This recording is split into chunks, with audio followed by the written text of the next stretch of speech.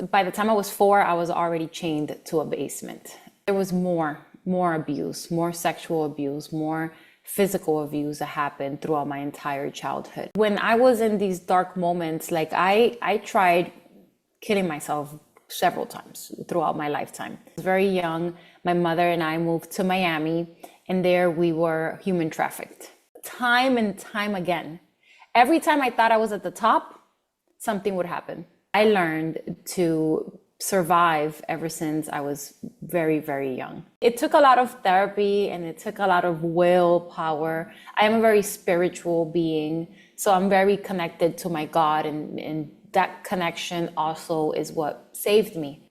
I'm able to live a much grounded life, walking with forgiveness than hatred or than resentment. Happiness to me is to be fulfilled with who you are and not what you have.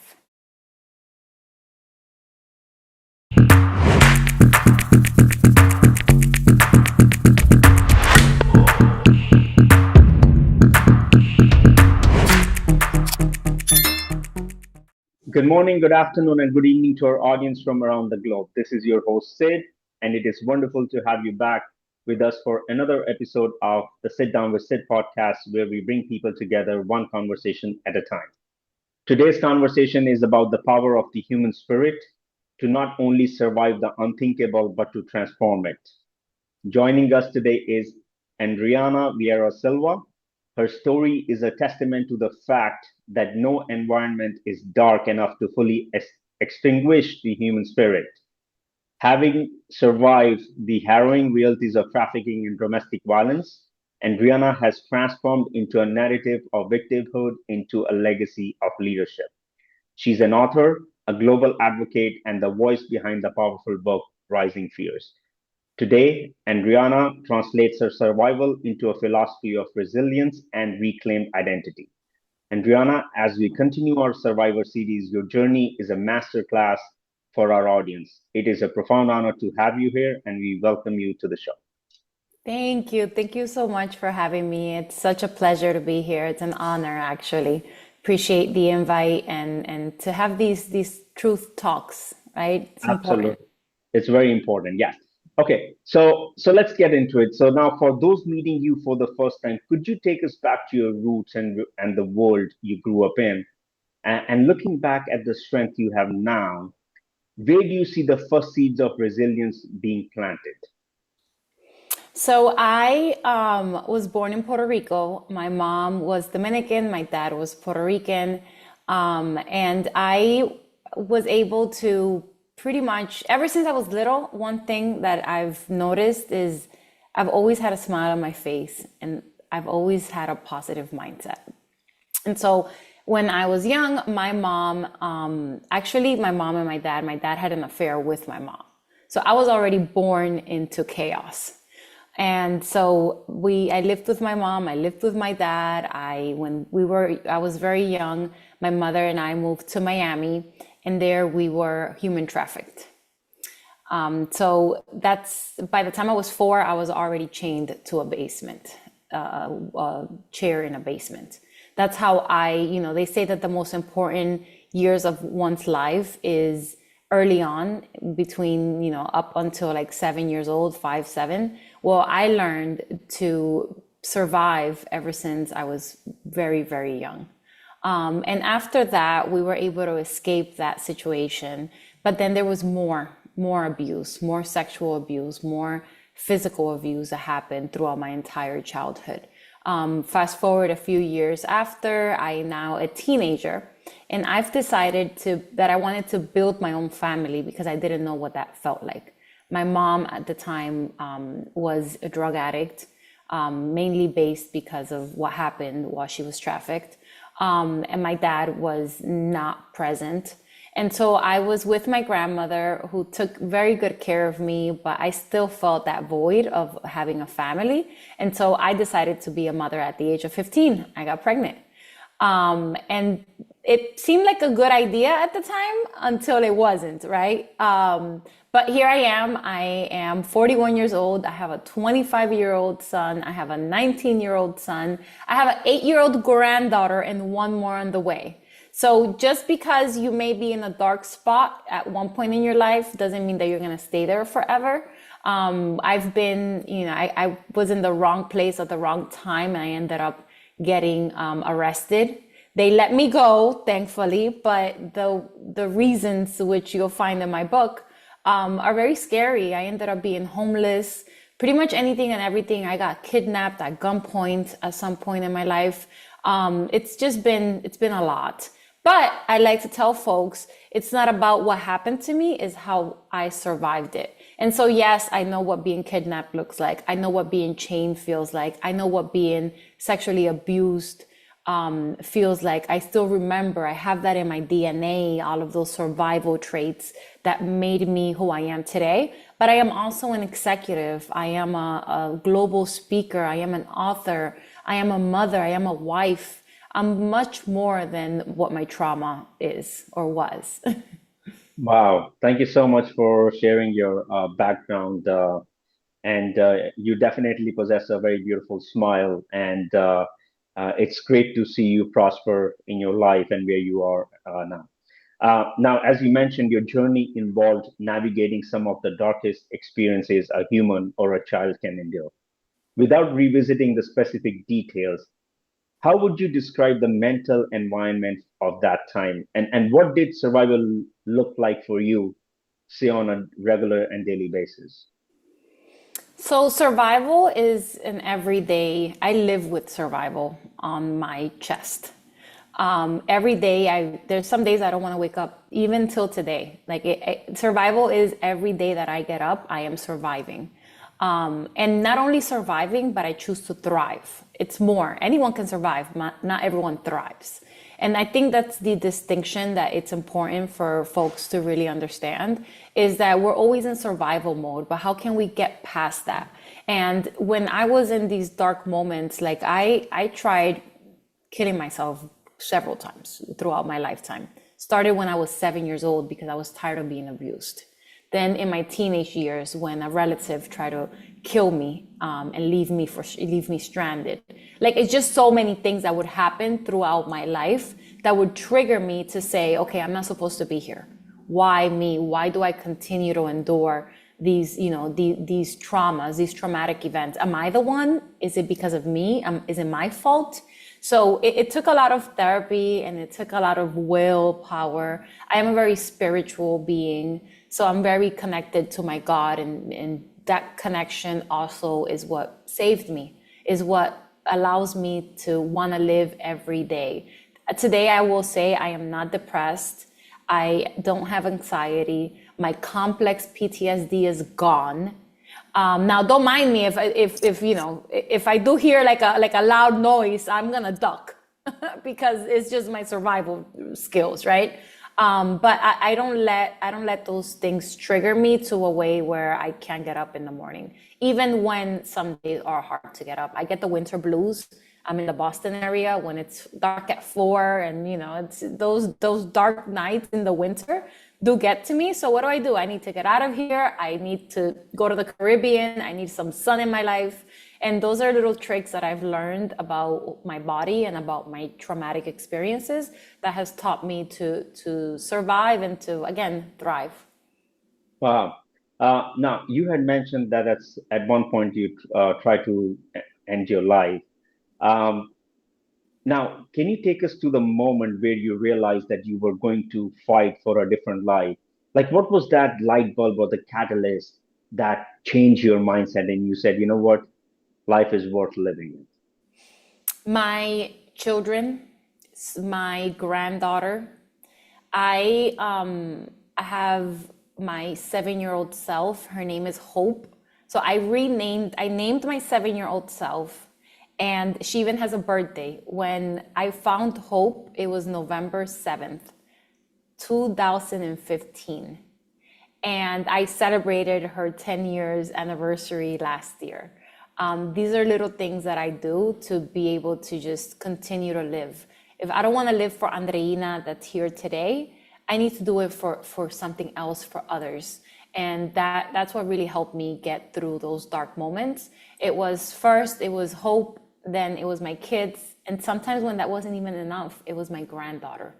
my 8-year-old granddaughter, who, by the way, when you get my book, Rising Fears, if you get it signed, every heart in every book that you see with my signature is her.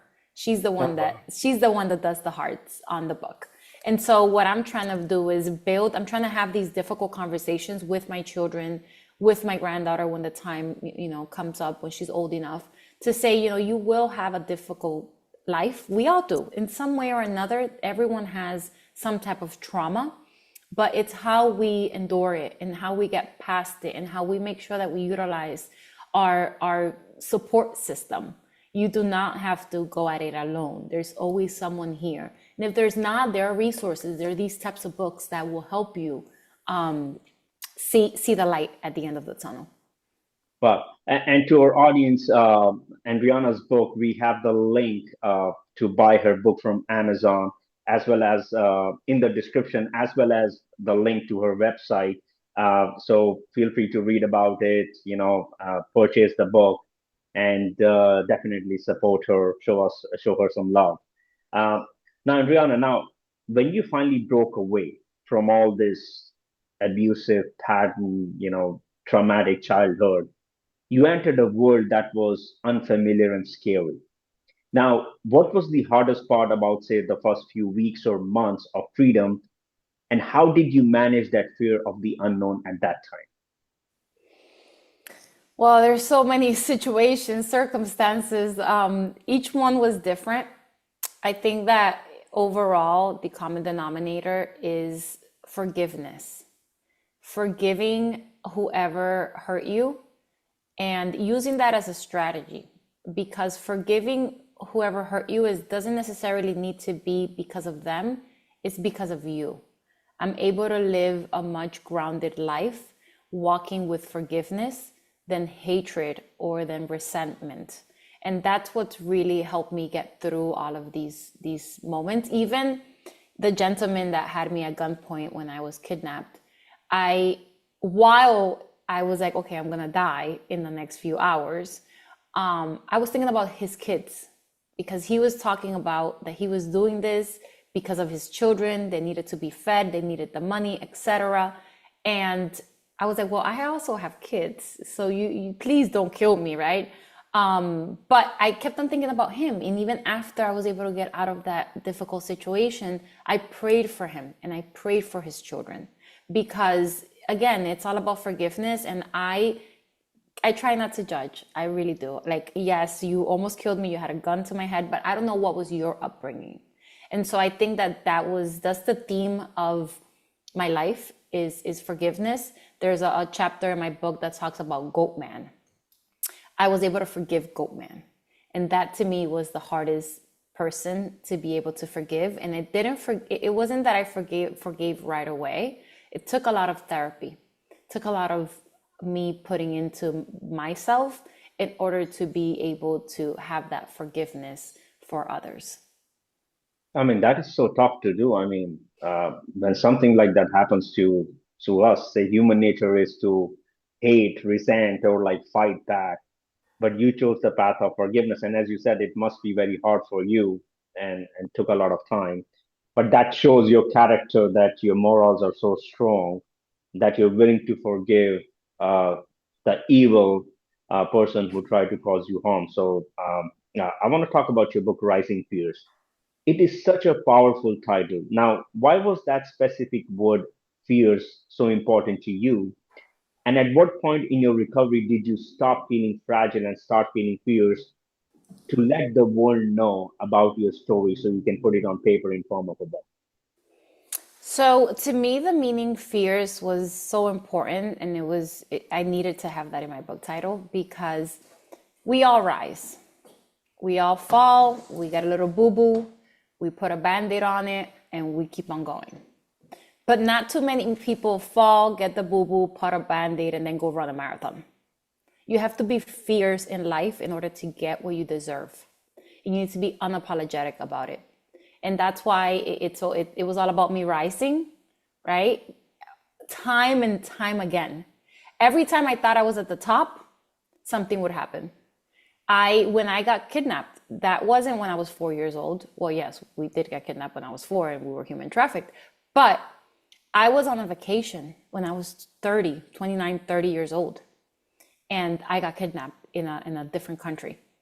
And so when that happened, I already owned my business. My kids were grown. I was dating who is now my husband. I was in a good position. And then I got kidnapped. And so I'm like, wait, why does this happen to me? Like, what did I do wrong? And so that's the boo-boo that needs some time for healing. And so once you put that Band-Aid on there, you need to make sure that you go run that marathon. Don't stay stuck. Now be vigilant. When I take vacations, I take them a lot differently and I do things a lot. I move a lot differently because I learn from my experiences, but that's not going to hold me down. And so I think that that's what a lot of people have a lot of issues with. Like it's hard to continue to move forward when something such a like traumatic situation, like many of the ones that I've been in, happened to you. And don't get me wrong, it's not like this happened to me and then I go and run off to this marathon.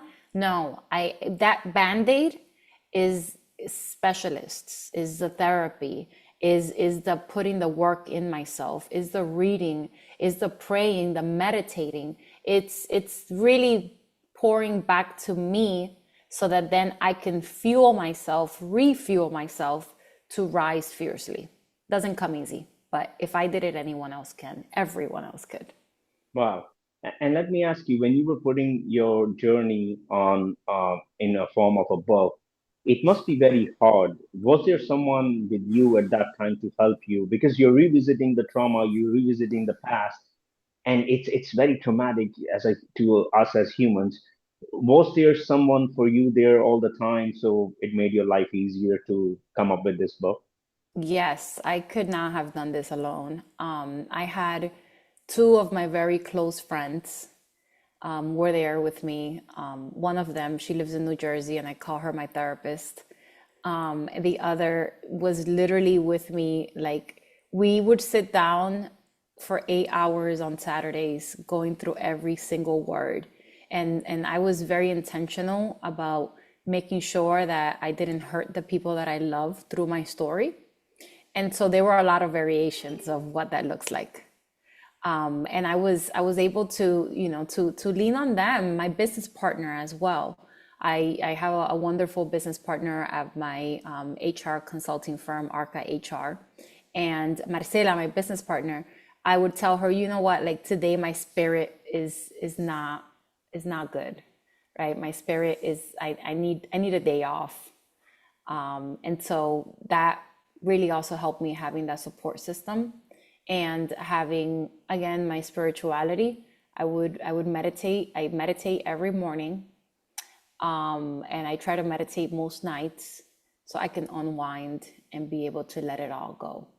And Wow. there were ways like till this day there are days where I can read like chapter 1 and be okay, and then other days I'll read chapter 1 and I'll be sobbing because it's painful and it's my reality, and it's something that shouldn't have happened, especially what happened in my childhood.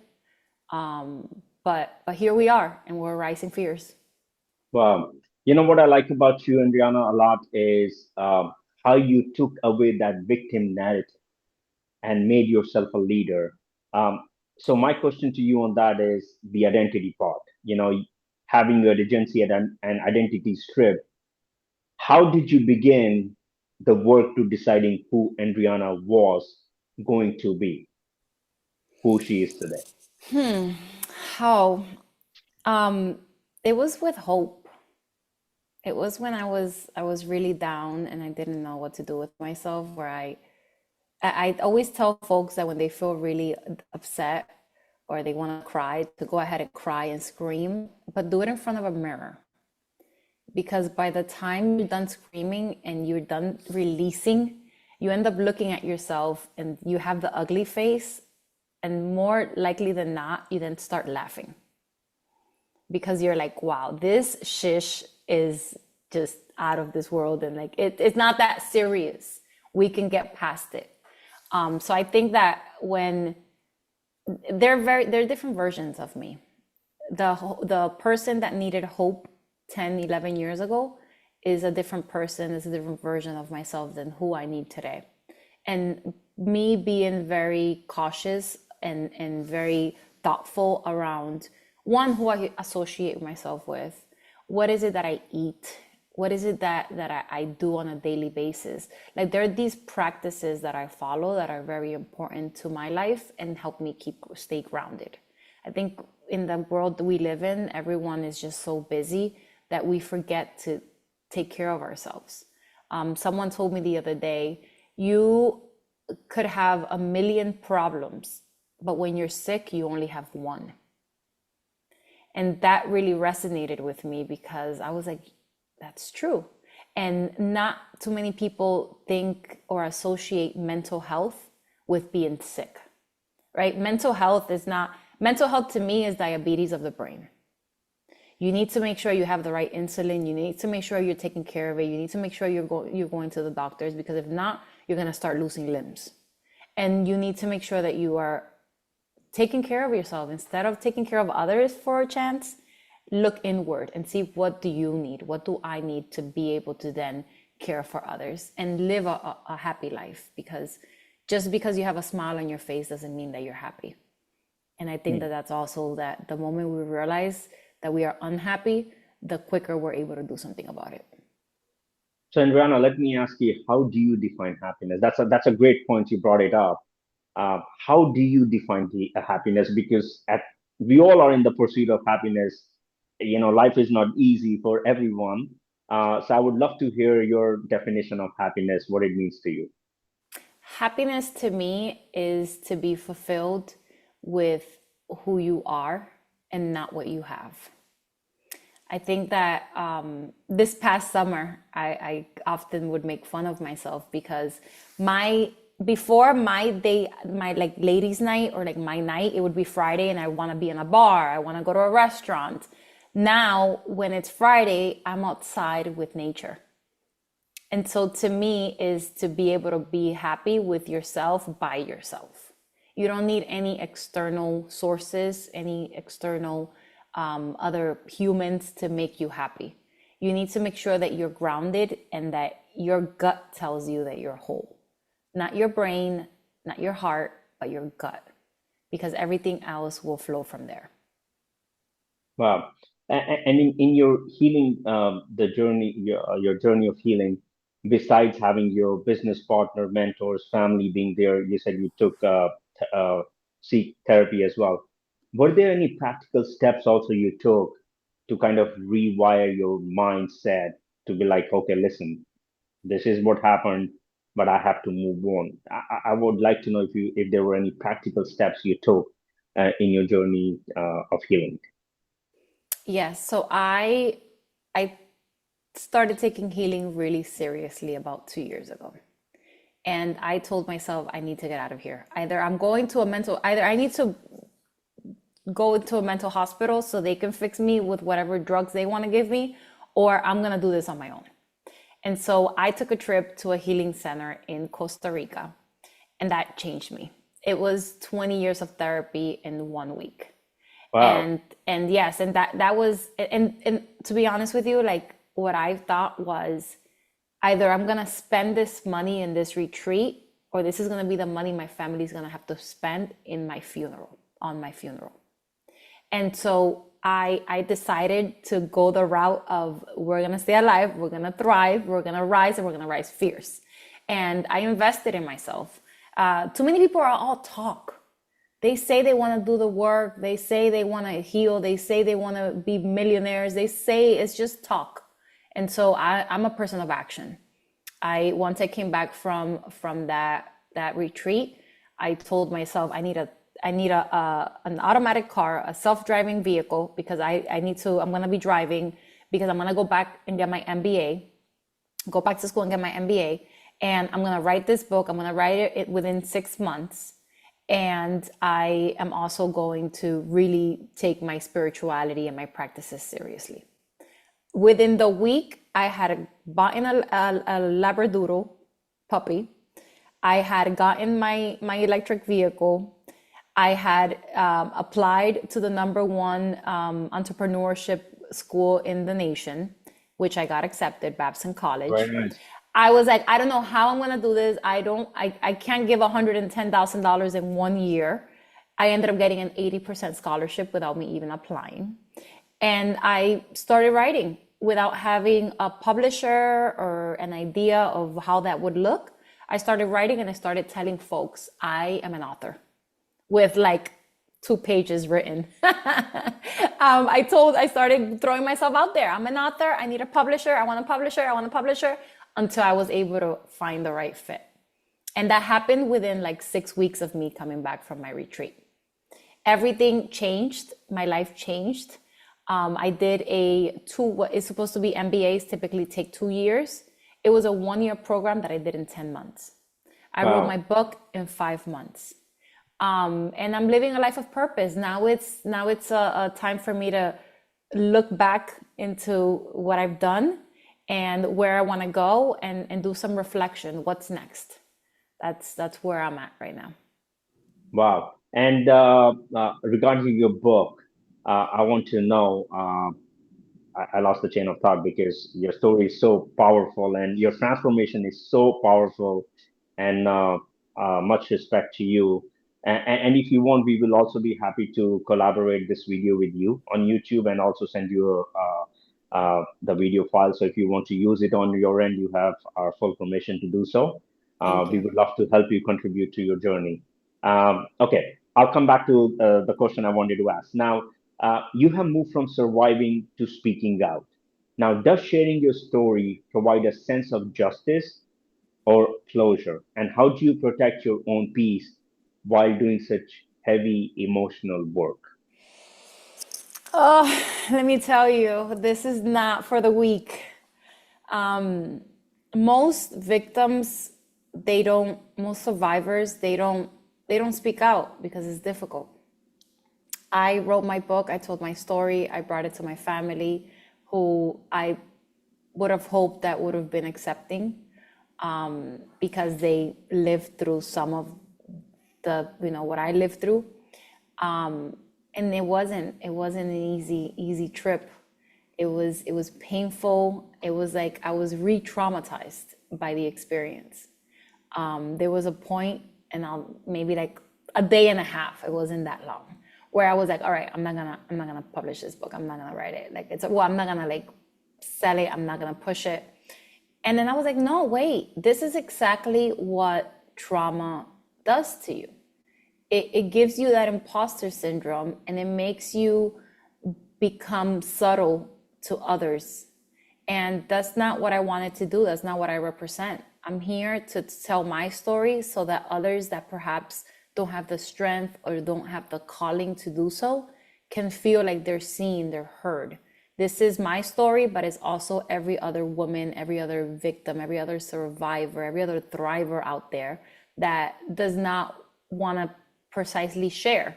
I met with a couple of executives a few months ago, and they were saying how all of them had gone through domestic violence, and they would have to just wear their suits and hide their bruises because they needed to make it in corporate America.